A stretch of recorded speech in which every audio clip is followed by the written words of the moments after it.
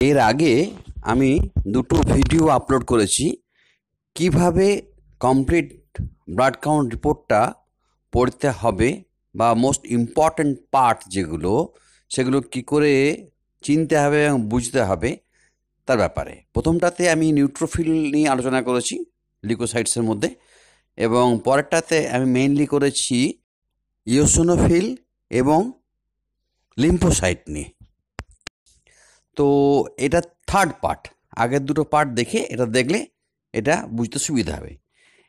এই পার্টটাতে আমি আলোচনা করব নিয়ে, যেমন থ্রম্বোসাইট এবং খানিকটা হলো আরবিসি নিয়ে।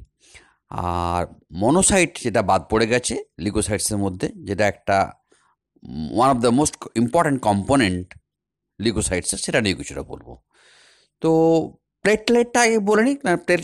প্লেটলেট কমে যায় ভাইরাল ফিভারে, পার্টিকুলারলি এখন যেটা খুব প্রিডমিনেন্ট হচ্ছে ডেঙ্গু ফিভার, যে তাদের প্লেটলেট কাউন্টটা কমে যায়।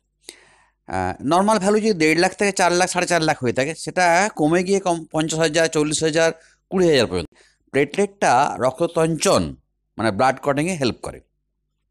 যদি প্লেটলেট কাউন্ট খুব কমে যায়, তাহলে এক্সটার্নাল কোনো ইনজুরি হলে সে ব্লাডটা ক্লট হবে না বা জমাট বাঁধবে না, সেটা তো একটা কথা।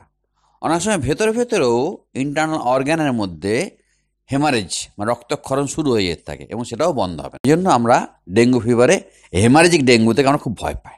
এই জন্য প্লেটলেট কাউন্টার দিকে লক্ষ্য রাখতে হবে যখন ভাইরাল ফিভার হবে। কাঁপুনি দিয়ে জ্বর আসছে, হুকো জ্বর বেড়ে যাচ্ছে, লিম্ফোসাইটস কাউন্টটা বেড়েছে, নিউট্রোফিল কাউন্টটা কমেছে, তার সঙ্গে সঙ্গে প্লেটলেট কাউন্টটাও দেখতে হবে যে এটা ডেঙ্গি হচ্ছে না তো। আর তার সঙ্গে NS1 যেটা সেই সেরোলজিক্যাল টেস্ট, সেটাও করতে হবে কনফার্ম করার জন্য।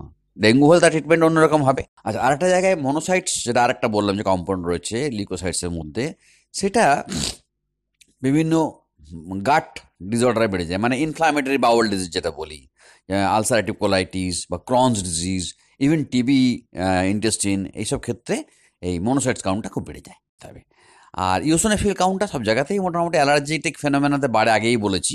একটা ফিভারে ইওসিনোফিল কাউন্টটা কমে যায়, এই টাইফয়েড ফিভারটাও ইন্টেস্টিনটা অ্যাটাক করে, এবং সেক্ষেত্রেও কিন্তু ইওসিনোফিল কাউন্টটা অনেকটাই কমে যায়। আর হিমোগ্লোবিন যেটা, এটা পরবর্তীকালে বলবো, যেটা আরবিসির মধ্যে রয়েছে, সেটার জন্য হয়তো আর একটা চ্যাপ্টার আমার লাগবে।